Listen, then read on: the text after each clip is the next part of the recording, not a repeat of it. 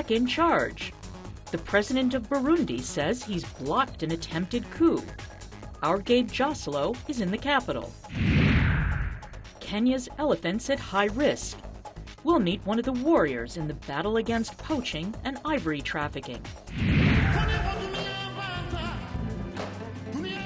And in our Music Maker segment, a traditional song from Mali with the King of Kora. Africa 54 starts right now. Good evening and welcome. I'm Vincent McCory. This is Africa 54. Well, calm has returned to the Burundian capital Bujumbura with President Pierre Nkurunziza's announcement that 3 generals accused of an attempted coup are now under arrest. Among them is Major General Godfrey Niyombare, considered the coup leader. The streets of the capital Bujumbura were reported to be quiet Friday after 2 days of violence between rival factions. Late Thursday, the leaders of the coup acknowledged their attempt had failed. The president was in Tanzania Wednesday when the former intelligence chief, Major General Godfrey Niyombare, declared that he was dismissing the president and his government. However, Mr. Nkurunziza returned to Burundi Thursday, announcing his return on his Twitter page. Protests have shaken Burundi since April 26, when President Nkurunziza announced he would run for a controversial 3rd term. African leaders, including President Idriss Déby of Chad, called for an immediate end to the violence. The message we send is to stop violence. This is the first thing. And if there's a problem, it should be solved by dialogue. The African Union Peace and Security Council announced plans to send human rights observers to Burundi to monitor the situation.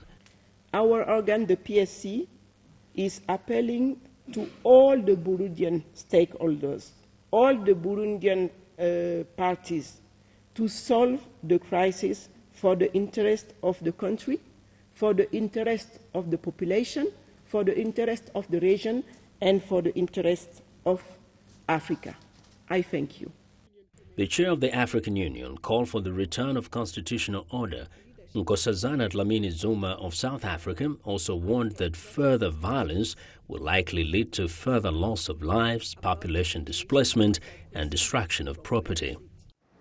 Now, for the latest on the situation in Burundi, VOA East Africa correspondent Gabe Joselo joins us live via phone from Bujumbura. Gabe, people have been concerned about the state of things in Bujumbura. Can you describe to us what things feel like today? Yeah, it was a combination today. On the streets, the main streets of Bujumbura, there was a huge ceremony, celebrations of thousands of people welcoming President Nkurunziza back to the capital, awaiting his motorcade.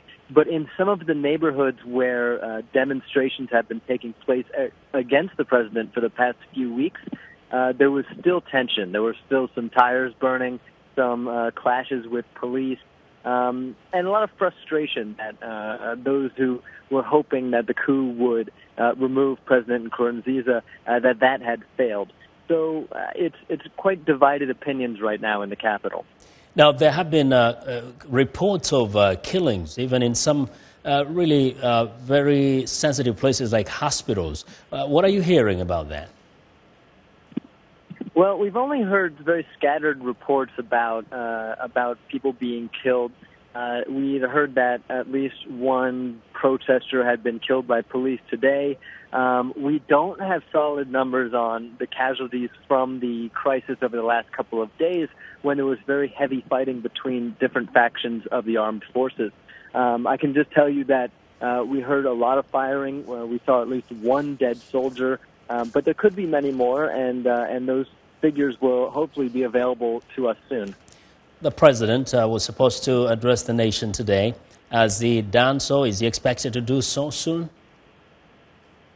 We are still waiting for the president's announcement. It's been several hours since he apparently returned to the capital. He was supposed to deliver his message through the national broadcast station, which is the only media that is still open in Bujumbura, basically, after several private radio stations were closed down. But as of this moment, we still haven't seen anything from him. There was a statement on his website that about his arrival, but we actually have not seen his face in the city of Bujumbura yet, and we have not seen a statement at this point. Yeah, very quickly, we know that there have been arrests of those generals who are believed to have led the coup or the attempted coup. Are there many more people who have been arrested up to this point? We only know at this point of the three people who were responsible for the coup, but the main coup organizer, General Nyambare, the latest information is that he is still at large. Oh, well, we will wait to confirm that even more, as we watch this story. Gabe, thank you very much for joining us today. VOA East Africa correspondent Gabe Joslo reporting live from Bujumbura. Now, President Obama has told Gulf Arab partners the United States will stand by them against external attacks and deepen security cooperation against threats that include Iran and violent extremists. VOA White House correspondent Luis Ramirez reports the reassurances came Thursday after a summit of leaders from the Gulf Cooperation Council at the Camp David presidential retreat outside Washington. It was called a summit, but most of the 6 Gulf nations represented here did not send their leaders in what was widely interpreted as a snub to President Obama and a sign of their opposition to the nuclear deal he's pushing with Iran. At the end of the day Thursday, President Obama called the summit a success. His message to Gulf partners nervous about Iranian threats to the region: the United States will stand by our GCC partners against external attack and will deepen and extend the cooperation that we have when it comes to the many challenges that exist in the region. It was the message Gulf leaders wanted to hear. Gulf Arab nations are concerned about what they perceive as U.S. disengagement from the region at a time when Iran is involved in Yemen and Syria, and threats from violent extremist groups are growing. President Obama called the talks candid and said Gulf leaders did not hide their concerns that a nuclear deal that removes economic sanctions on Iran could help Tehran fund even more turmoil in their region. A number of them did express the concern that with additional resources through the reduction in sanctions, that was it possible that Iran would siphon off a lot of these resources into more destabilizing activity. While it is not a mutual defense treaty, U.S. officials say the reassurance that Gulf leaders got amounts to a more robust commitment than the U.S. has with most of its other partners. Among the takeaways for Gulf nations, more joint exercises, expedited arms sales, and help in improving coordination of missile defenses. Luis Ramirez, VOA News at the White House. We're turning now to the plight of Africa's elephants. The Kenya Wildlife Services has opened a forensic and genetics laboratory to help curb rampant poaching in East Africa, East and Central Africa. In fact, now this is only the second such facility in Africa after South Africa that will use wildlife DNA to aid in law enforcement on the continent. Now, poaching has surged in the last few years across sub-Saharan Africa, where armed gangs kill elephants and rhinos to feed Asian demand for ivory and horns for use in folk medicines. Over 20,000 elephants are killed in Africa every year. Now, for more insights into the fight to save the African wildlife from the multi-billion international illegal trade in ivory and other wildlife products, I'm joined by Daudi Sumba, Vice President, Program Design and Government Relations at the African Wildlife Foundation. Mr. Sumba, welcome to Africa 54. Thank you very much. Now, first, talk a little bit about that laboratory. How important is that in the fight against poaching? I think the laboratory really will help us, first of all, with identifying where the exhibits of elephant products have come from. In the past, it's been very difficult to pinpoint from which populations and from which countries particular stocks of ivory that have been arrested have come from. And we've estimated using other methods where and how things have been poached around. But this will for sure enable us to link ivory that is seized or is arrested during court processes or seizures with the specific populations from which that ivory has come from. So it will also provide proof to investigators and to prosecutors for sure that this product before the court is ivory.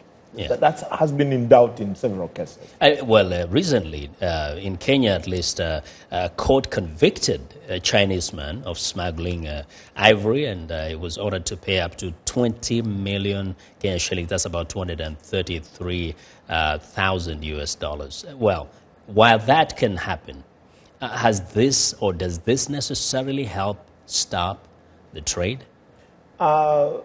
It is a deterrent by and large, because punitive measures go hand in hand with detection and enforcement. You first need to detect the offenses that are being committed and bring them to court. And the forensic lab helps us to say, for example, that this is really ivory and someone must come to court. There are those who have said, for example, there's been an observation. You're in a very interesting place in Kenya, that Kenya has become a major transit route now for ivory and other products that are destined for the Asian markets and Eastern and Central Africa, from Eastern and Central Africa. The question is, why is that the case, for example? Some countries easily serve as conduits. I think Kenya has become a conduit because of the large port in Mombasa that services many countries in the East African region and the Horn of Africa. And so what is happening is that ivory is circulated and rerouted through different ports of exit and entry, and finally shipped as packaged goods through the port of Mombasa. Enforcement in the port of Mombasa is not top. The detection rates are low because we still don't have the equipment to do 100% scanning of each and every container that goes through the But let's face it, there's some who have said that what enables this trade is actually corruption, and especially amongst certain government officials. So what are governments doing, and what must they do if they're really determined to stop this illegal trade? I think what do you want to see them do? Corruption is the elephant in the room. Yeah. And this is really what governments must put their hands to do. I think to address corruption, one of the things government must do is to improve detection. First of all, to ensure that there's 100% scanning of all containers and all freight things that go through the port of Mombasa and through JKIA. And there are many techniques and technologies you can use, including, say, sniffer dogs, which cannot be bribed. No. Let's say this. We have very few minutes. Yeah.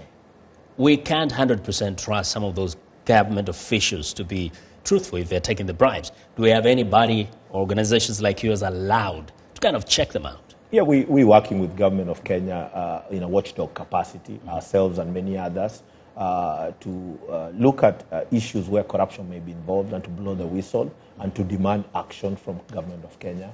And we see there's been a lot of progress in many areas where government has taken action as a result of whistleblower reports that have come from organizations such as ours. All right, so there's hope. There is hope. I would say there's big hope. There's up to now 20 to 25,000 elephants being killed in a year. That is a little too much for elephants, which are about, 650,000 across the continent? Yes. Well, Daud Sumba, thanks a lot for joining us today. Daud Sumba is the Vice President, Program Design and Government Relations at the African Wildlife Foundation. Now, even before the World Health Organization declared Liberia Ebola-free, health experts the world over were talking about why the outbreak in West Africa became an epidemic that claimed more than 11,000. VOA's Carol Pearson has more. Liberians celebrated the end of the Ebola epidemic after the World Health Organization made it official on May 9. The focus now is to prevent the next Ebola outbreak from becoming an epidemic. Dr. David Heyman spoke about this at a conference organized by the U.S. Institute of Medicine. In the past, a rapid, robust response which develops community engagement from the start has stopped outbreaks, and it possibly could have stopped this outbreak. But the World Health Organization says they lacked the money to provide that kind of response. Even so, Dr. Keiji Fukuda said it did what it could. There's been a kind of image that nothing was done in the beginning, when that is very far from the truth. Lots of people were deployed, experts were sent out in the field, communications are raised to high levels to bring notice that we are dealing with a complex situation. Médecins Sans Frontières has been critical of the initial international response, but Dr. Armand Sprecher from MSF also said a rapid and robust response might not have made much difference. I don't know that throwing a lot more people into the mix at the time would have changed things because, again, part of the problem was getting the community on board. It was harder to get people to stop touching the bodies of loved ones who died from Ebola. Signs and radio announcements told people how to stop the infection from spreading. In a war-torn, impoverished country, healthcare suffers, which is one reason why Ebola exploded in West Africa, according to Dr. Peter Hotez, who spoke via Skype. One of the reasons why we're seeing such lethal epidemics is they're occurring in countries that have incurred years of or decades of civil war, and we have had total breakdowns in public health infrastructures. Dr. Hotez says he expects contagious diseases to reemerge with a vengeance in the Middle East, especially in Iraq and Syria, because of war and lack of basic health care. In Liberia, children are once again getting vaccinated in an effort to prevent other epidemics, and health officials are hoping Ebola doesn't again cross the border from Guinea, as it did at the beginning of the outbreak last year. Carol Pearson, VOA News, Washington. We want to know what you think about Africa 54 and the stories we cover. Join the conversation on Facebook. Check out our headlines 24/7 on voaafrica.com. Coming up, music makers, the fascinating story behind the classic song Mali Sadio. Heather Maxwell joins us with the details. Stay with us.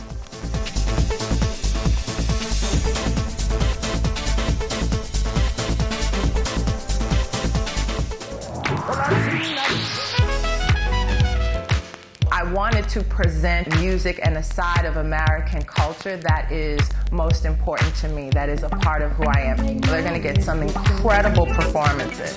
That's one of the things I love, bringing these artists in so you can get to see them do what they do. It's soul music, and that's what music is. It's that which comes from the soul.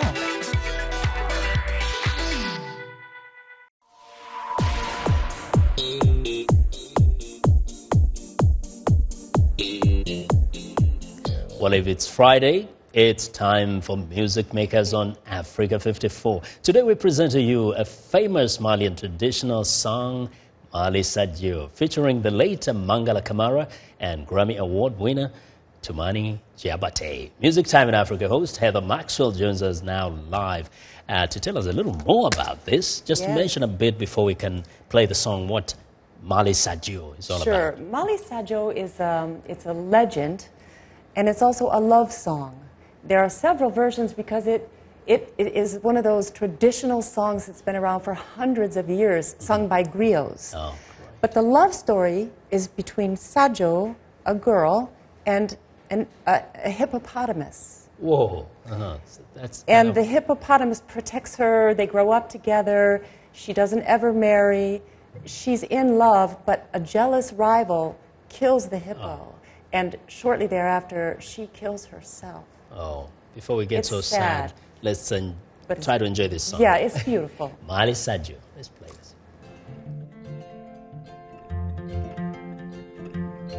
Mali Sadio,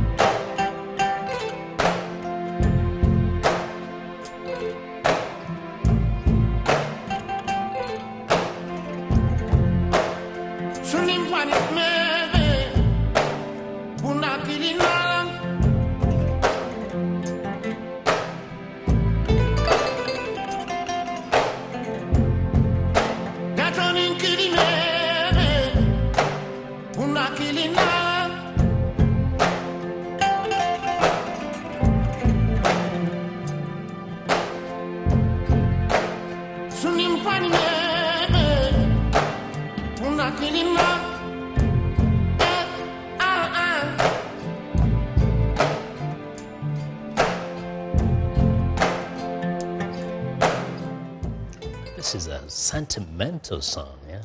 It is, and you can gets to feel you. it in the music. Yeah. It's just a simple kora. That kora is the instrument played by Toumani Diabaté. Toumani Diabaté, the guy we see singing, unfortunately, is the one who died. Yes, he passed away in 2010. yeah. Yes, but he's But- considered one of the most beautiful voices in Mali. I think he is. Yes, his Yeah. voice is Okay. gorgeous. And now talking about death, actually, just today, we get the reports blues legend B.B. King dies at age 89. Yes. This was another great one. A great one, King of the Blues, they called him. Yeah.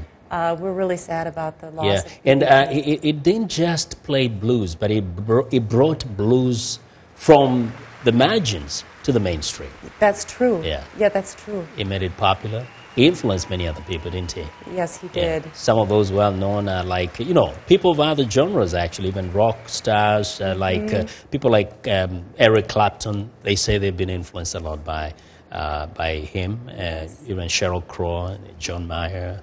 And I think it's a great loss to the entire world. Yeah, it is. Yeah. And B.B. King also was in 1976 or 74, he was in Africa. Yes. Performing there for the Rumble in the Jungle. Rumble in the Jungle. Yeah, Congo. so, Yeah.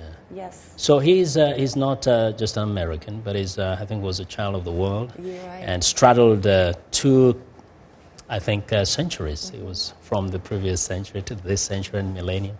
And he did quite a lot in not only entertaining, but influencing people positively. And his music will live on. We'll all enjoy this, yeah? It will. Thanks a lot, Heather, for sharing this with us, too. Well, what another fantastic music makers segment. Now, to learn more about the talented Heather Maxwell herself and our VOA show Music Time in Africa, visit Facebook and type in the keywords Heather Maxwell, and you can see what time her radio program can be heard in your area and get more information about some of our featured artists. Well, still to come on Africa 54, Sunny joins us with sports. And in today's What's Trending, Facebook branches out. Should old media be worried? We'll be right back.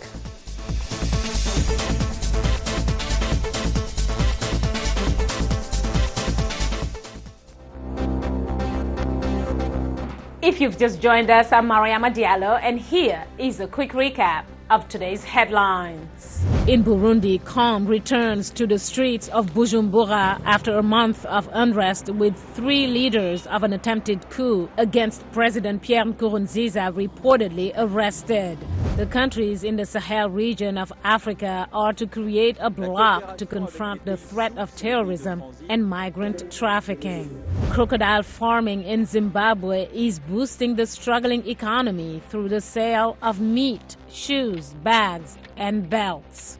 Finally, in Italy, the Venice Biennale sees the first African curator at the helm, the Nigerian-born Okwi Enwezor, an appointed focus on African art. That's it for today. Thanks for watching. We'll see you next time.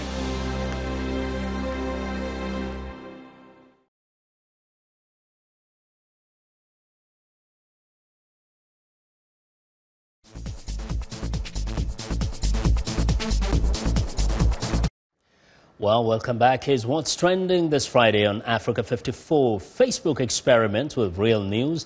Mark Zuckerberg has signed deals with 9 news publishers to launch instant articles that appear directly to the social network's mobile news feeds. Instant articles would load more than 10 times faster than standard mobile web articles and will include content from publishers such as the New York Times, BuzzFeed, and National Geographic. Facebook users get new features like autoplay and interactive maps. Well, next up, drama Down Under for Johnny Depp. The actor's dogs are expected to leave Australia to evade a death threat. Officials say the Hollywood star has until Saturday to get his pet dogs out of Australia or they will be put down.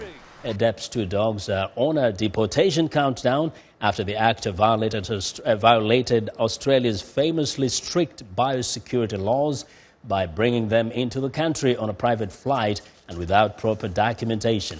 Australia requires dogs spend at least 10 days in quarantine once arriving in the country. Well, and finally, John Travolta, Cuba Gooding Jr., David Trimmer, and Malcolm Jamal Warner have signed on to star in a new true crime anthology series coming to FX called American Crime Story.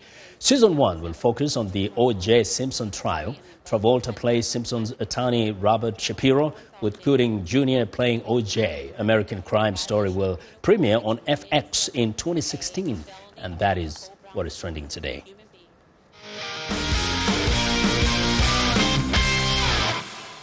Well, it's been an exciting week in sports, and for all of the highlights, we turn to Sunny Young with the sunny side of sports. Sunny. Hi, Vincent, and sporty greetings once again to our Africa 54 viewers. Here's a sunny side of sports salute to the 24-year-old Belgian Eden Hazard of champion Chelsea, who was named England's Footballer of the Year. Hazard finished first in the voting by members of the English Football Writers Association. With a name like Hazard, you know Eden must be a danger man on the pitch, and he's been just that for Chelsea with his creativity, speed, and superb passing ability. Hazard joined Chelsea in 2012 after 5 seasons with the French club Lille. Hey, Eden, how do you feel about winning this award? I'm very happy. One day I want to be the best, and this is what I did this season. I play very well, Chelsea play very well, and I don't know if I deserve to win, but yeah, it's good for me. It's been good for Eden Hazard, and it's been good for Chelsea to have him on the pitch this season. Hazard and the Blues of Chelsea visit West Brom in their next match on Monday. I encourage our Africa 54 viewers to read my blog at blogs.voanews.com/sunny. My latest blog post is titled Atuquefo Praised as Pillar of Ghana Football, and I write about Cecil Jones Atuquefo, who died Tuesday of throat cancer at age 70.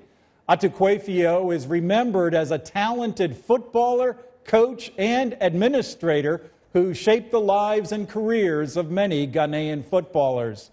Current Ghana captain Asamoah Gyan hailed Atuquefo as a legend, a great coach, and an inspirational figure. I'm VOA Sunny Young, and that's the sunny side of sports. Vincent? Well, thanks a lot, Sunny, and remember to watch for the sunny side of sports every Monday and Friday right here on Africa 54. That's our show for today. Thanks a lot for watching. Have a good night and a great weekend.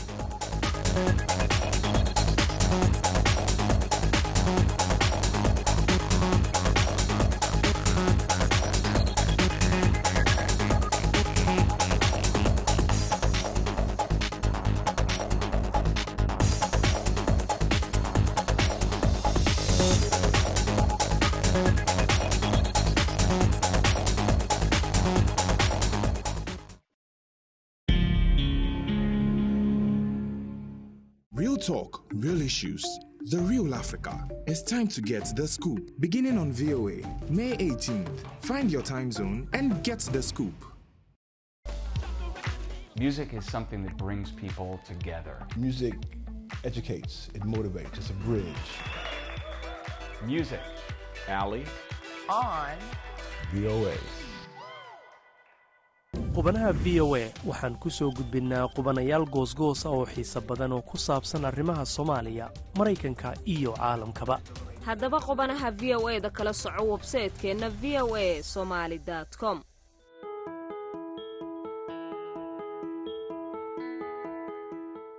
From VOA Learning English, this is the Technology Report.